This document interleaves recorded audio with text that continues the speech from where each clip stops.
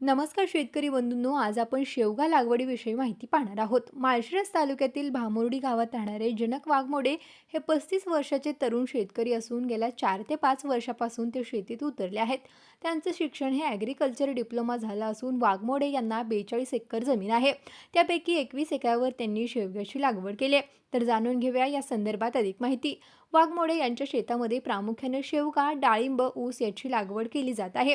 वाघमोडे यांचं शेतामध्ये चांगलं लक्ष असल्यामुळं त्यांच्या शेतामध्ये 50% सेंद्रिय तर 50% रासायनिक घटकांचा शेतीसाठी वापर केला जातो. यामुळे त्यांच्या शेतीतील जमिनीची गुणवत्ताही टिकून आहे. शेतीची मशागत करण्यासाठी किंवा शेतीमध्ये औषध वगैरे फवारण्यासाठी ते तंत्रज्ञानाचा वापर करतात. यामध्ये औषध फवारणीसाठी प्रामुख्याने ड्रोनचा वापर केला जातो. ड्रोनच्या माध्यमातून फवारणी केल्यामुळे संपूर्ण एका एकरावरती फवारणी करण्यासाठी केवळ 6 मिनिटे लागतात. तर हीच फवारणी ट्रॅक्टरच्या माध्यमातून केली तर अर्ध्या ते पाऊण तासाचा कालावधी लागतो. त्यामुळे वेळेची आणि मजुरांची बचत होते. यांच्या शेवग्याची गुणवत्ता चांगली असल्यामुळे साधारणतः 1 किलोमध्ये अवघ्या 9 ते 10 एवढ्या शेंगा मावतात. प्रत्येक शेंग्याचं वजन हे 100 ते 110 ग्रॅमच्या आसपास भरत असून ते याची निर्यात प्रामुख्याने दक्षिण भारतात करत आहेत. यांच्या शेवग्याची गुणवत्ता चांगली असल्यामुळे सध्या यांच्या शेवग्याच्या शेंगाचं एक्सपोर्टिंग हे दुबई, इराण, इराक इत्यादी देशांमध्ये केलं जात आहे.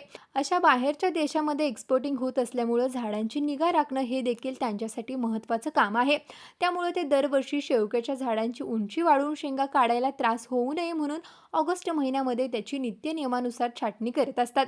पहिल्याच वर्षी त्यांना 60 लाखाहून अधिक नफा झाल्याचं त्यांनी सांगितलं. तिसऱ्या वर्षात आतापर्यंत त्यांना 1,10,00,000 रुपयांच्या आसपास उत्पन्न मिळालं असून पुढील 4 महिन्यात आणखी 30 लाखांचं उत्पन्न होईल अशी त्यांना अपेक्षा आहे. तर शेतकरी बंधूंनो, जनक वाघमोडे यांची ही शेवगा लागवड तुम्हाला कशी वाटली कमेंट करून नक्की सांगा. आणि असेच नवनवीन व्हिडिओ पाहण्यासाठी आत्ताच कृषी मंत्राच्या यूट्यूब चॅनलला सबस्क्राईब करा. त्याचबरोबर आमच्या फेसबुक आणि इंस्टाग्राम पेजलाही फॉलो करा.